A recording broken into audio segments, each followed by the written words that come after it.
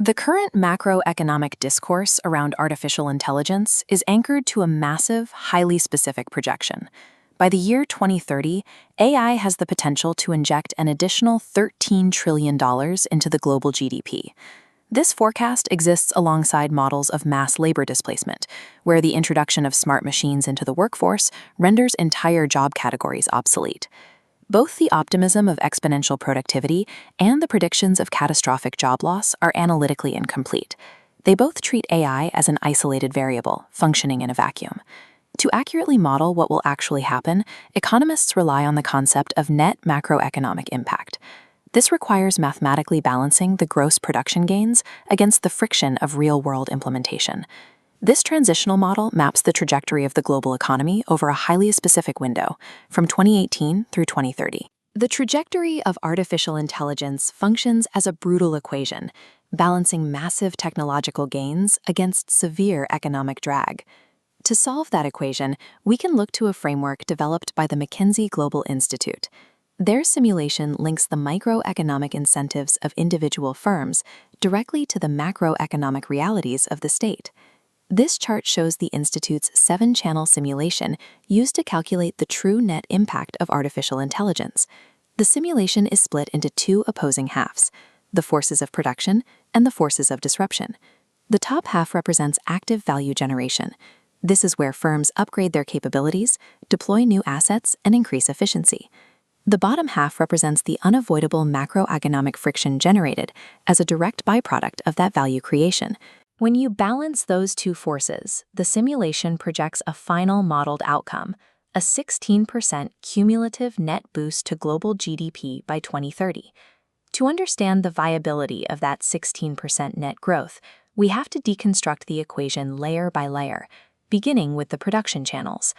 This graph details the 3 production channels driving gross GDP growth. The first is augmentation, which contributes a 3% boost. Artificial intelligence is not fully autonomous.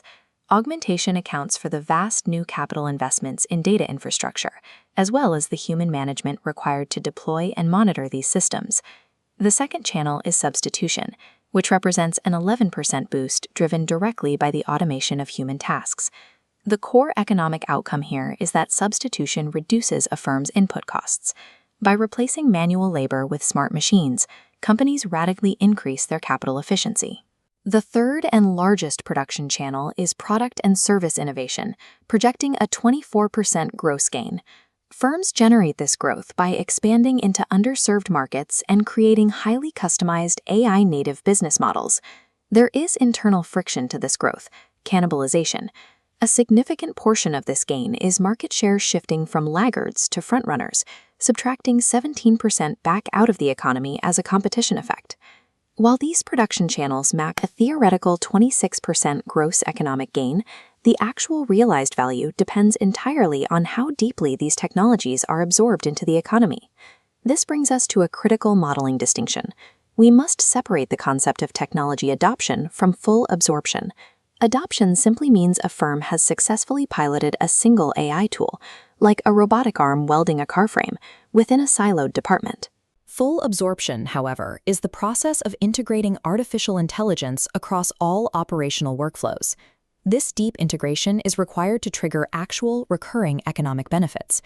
The simulation projects that by 2030, roughly 70% of companies will have adopted at least one AI tool, but less than half of large companies are expected to achieve full absorption over that same timeframe.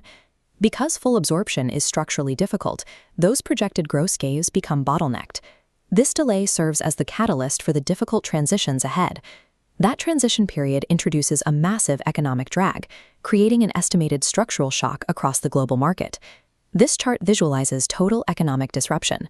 The first half of this drag comes from transition and implementation costs, reducing gross gains by 5%. This accounts for heavy corporate burdens, severance packages, recruiting new technical talent, and internal reskilling programs. The second half of the drag is categorized as negative externalities, which strip away another 4%. This measures the cascading effect of labor displacement, causing a direct, measurable loss of domestic consumption and economic output. There is a historical macroeconomic precedent for this phenomenon, named after the 19th century philosopher Friedrich Engels. The Engels pause describes a period where rapid technological progress temporarily divorces from wage growth. Output increases, but wages stagnate, which ultimately suppresses consumer demand. In the context of artificial intelligence, the economic drag of implementation and lost consumption will actively suppress aggregate benefits for years before the gains are fully realized. This chart summarizes the final equation. We have a 26% gross impact, minus a 9% drag from disruption. That leaves us with a 16% net impact on global GDP by 2030. But this wealth does not accrue in a straight line. The trajectory of the AI economic boom actually follows an S-curve. The first 5 years are characterized by a slow burn. High transition costs and the difficulties of full absorption keep the net gains functionally invisible. Economists refer to this as the solo paradox. The solo paradox is a phenomenon where massive investments in new technology, like the early days of IT, fail to immediately show up in national productivity statistics. Observers who look at this initial slow growth and conclude that artificial intelligence is overhyped are misjudging the macro cycle. What eventually snaps the S-curve out of this slow burn is existential competitive pressure among firms. This acceleration results in a severe economic fracture, where aggregate 16% growth figures mask the divergence between firms at the top and bottom of the AI race. For frontrunner firms, the rewards are immense. Companies that achieve full absorption early are projected to double their cash flow by 2030. For the laggards, the outcome is devastating. Non-adopters face a structural 20% decline in their cash flows as market share shifts away from them. This fracture extends down to individual workers. Wages will surge for those with high cognitive digital skills, but they will stagnate or drop entirely for workers trapped in repetitive, easily automated tasks. Artificial intelligence will ultimately make the global economy significantly richer, but the transition model predicts intense financial pressure for any firm or worker who cannot keep pace.